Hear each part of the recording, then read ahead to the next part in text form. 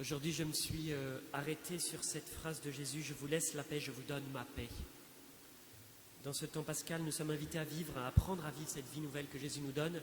Et peut-être le signe premier, le signe le plus fort de cette vie nouvelle, c'est la paix que Dieu nous donne, la paix que Dieu met dans notre cœur.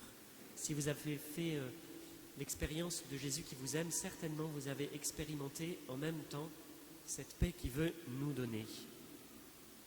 Alors il nous dit encore, en même temps, il nous dit « Ce n'est pas à la manière du monde que je vous la donne ». Alors Jésus nous dit, entre la paix que le monde donne et la paix que moi je donne, il y a une différence, une grande différence. Et du coup, nous allons nous demander comment comprendre ce verset.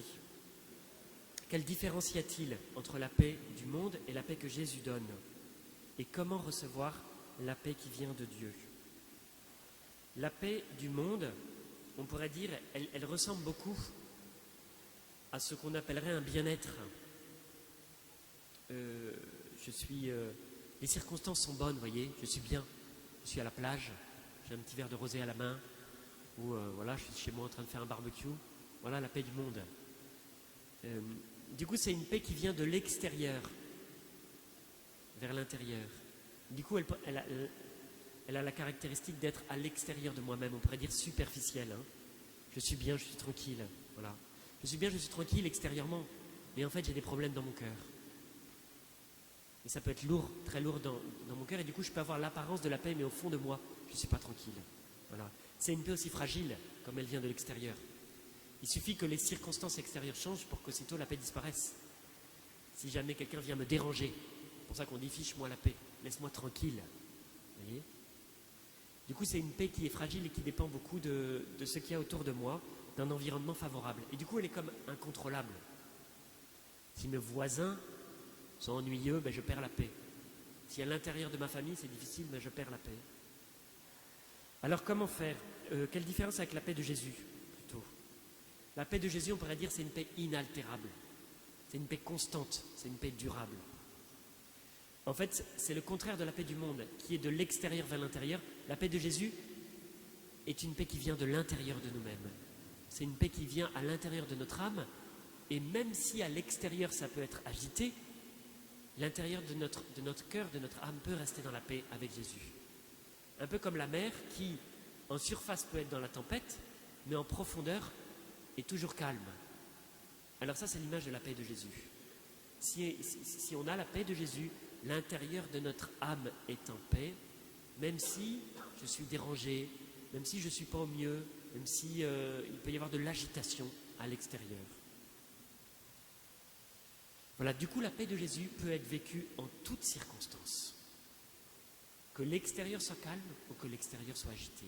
Même dans les circonstances les plus dramatiques de ma vie, je peux vivre la paix de Jésus au profond de mon cœur. Alors, je voulais vous proposer aujourd'hui 3 attitudes qui nous permettent de recevoir, de garder, de faire grandir la paix que Dieu veut nous donner. 3 attitudes. Première attitude, obéir au commandement de Dieu. On pourrait dire dans la vie, il y a des règles, comme dans les sciences physiques. Moi-même, j'ai fait des sciences physiques. Vous voyez, dans les sciences physiques, il y a des règles. Par exemple, la loi de la gravité, qui décrit comment les corps tombent, ou les lois de l'électricité. Mais dans la vie, on pourrait dire, dans la vie morale, il y a aussi des règles. Et si on contredit ces règles, eh bien en fait, c'est douloureux pour nous. Ça nous fait mal.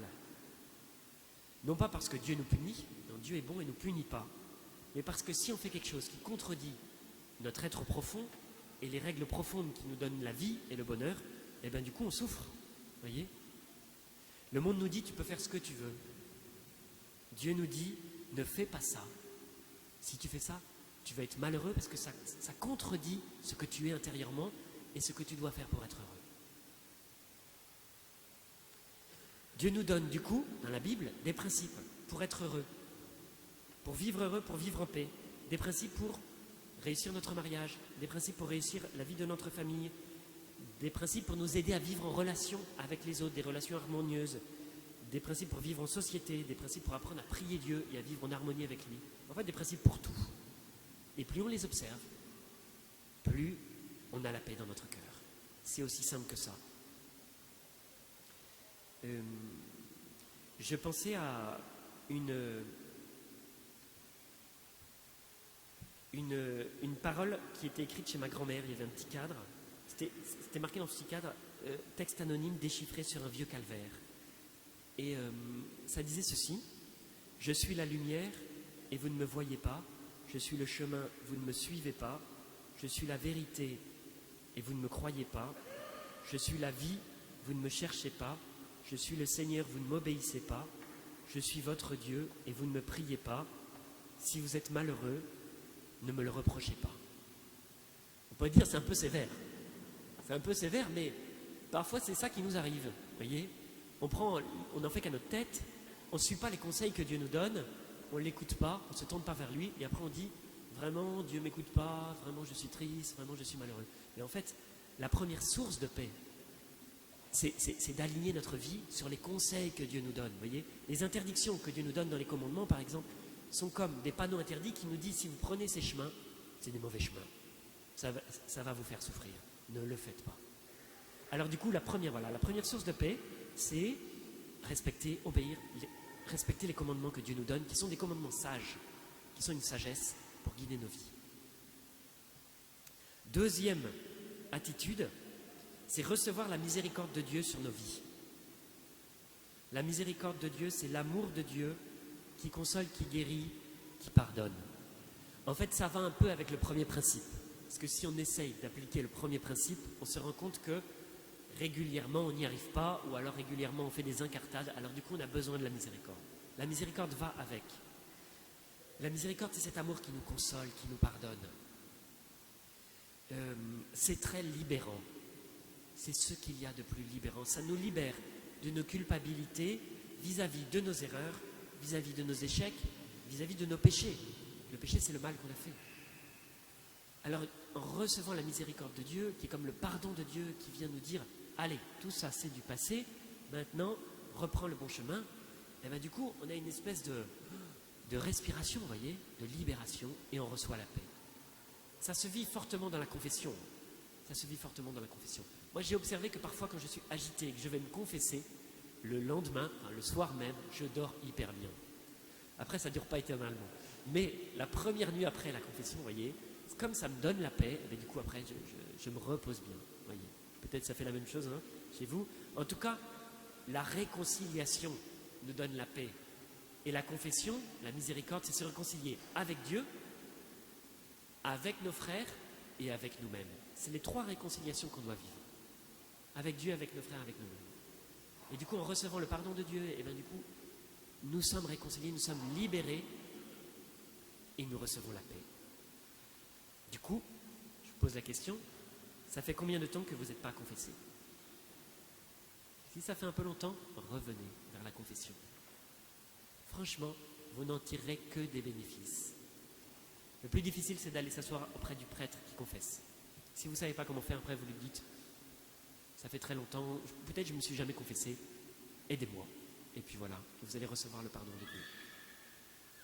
Troisième étape, troisième attitude plutôt, pour recevoir la paix qui vient de Dieu, se centrer sur la présence de Dieu. Avoir une vie centrée sur la présence de Dieu. Comme je le disais, la paix que Dieu nous donne, la paix que Jésus nous donne, ne repose pas sur la maîtrise de ce qui nous entoure, les circonstances extérieures de notre vie. D'ailleurs, on ne peut pas les maîtriser. Parfois, on est dans un environnement calme, tant mieux, ça nous aide. Parfois, on est dans un environnement agité. Alors, c'est plus difficile. Mais la paix que Jésus nous donne ne repose pas sur le calme ou l'agitation de ce qui nous entoure, mais sur le fait de nous en remettre entièrement à Dieu. En fait, c'est une paix qui vient du fait qu'on confie notre vie au Seigneur, qu'on s'abandonne à lui, qu'on a confiance en lui. Au contraire, les inquiétudes, les soucis de nos vies qui viennent de l'extérieur suscitent en nous le stress, les peurs, les angoisses. Du coup, parfois, on s'énerve pour des choses qui n'en valent pas la peine. Franchement, parfois on s'énerve à cause des gens qui conduisent autour de nous. Franchement, c'est pas grand-chose, vous voyez. Du coup, on s'énerve pour rien. Alors si notre vie est davantage centrée sur Dieu, on prend du recul avec les petites choses. Et on se dit franchement, c'est pas grand-chose, je laisse couler. Vous voyez, ça ne m'affecte pas.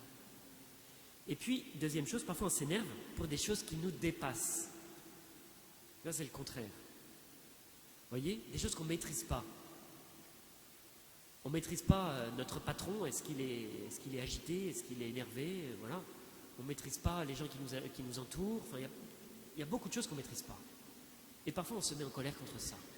Alors là aussi, c'est dommage parce que ça suscite en nous de la fatigue, de la frustration, de l'énervement, alors qu'on n'y peut rien. Du coup, l'attitude, là, c'est de confier à Dieu. De se confier à Dieu à nouveau. François de Sales, qui est un grand saint, un évêque, disait cette prière, « Seigneur, apprends-moi à discerner les choses que je peux changer de celles que je ne peux pas changer. » Première demande. Apprends-moi à discerner ce que je peux changer et les choses que je ne maîtrise pas. Et puis ensuite, donne-moi le courage de changer les premières et la force de supporter les secondes. Voilà. Il y a des choses qu'on doit supporter. Et plus on est en Dieu, plus on est capable de le faire. Du coup, troisième attitude, centrer nos vies sur la présence de Dieu, sur la présence de Jésus. On pourrait dire, en Dieu, tout est calme.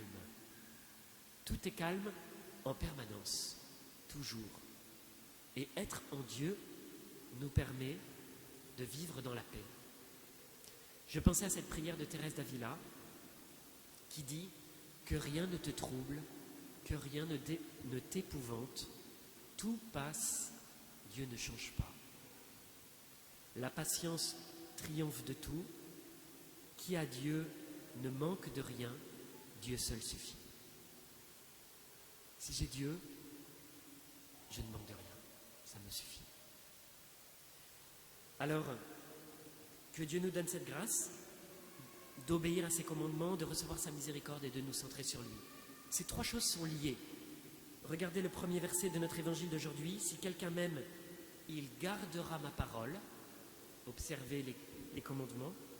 Mon Père l'aimera, nous viendrons vers lui et chez lui nous ferons une demeure.